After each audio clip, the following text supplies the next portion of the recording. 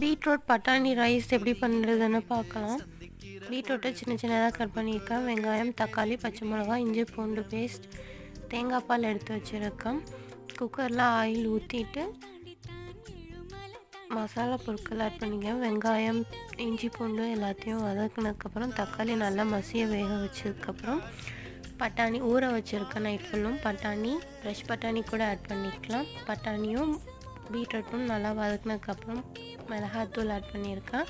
நான் இன்றைக்கி normal rice தான் ஆட் பண்ணியிருக்கேன். ஸ்கூல் போகிற பசங்களுக்கு இப்படி செஞ்சு கொடுங்க, நல்லா இருக்கும்.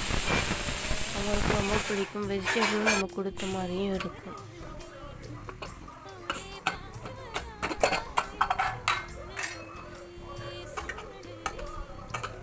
நீங்களும் செஞ்சு பார்த்துட்டு உங்கள் கமெண்ட்ஸ் சொல்லுங்கள். தேங்க்யூ, பாய்.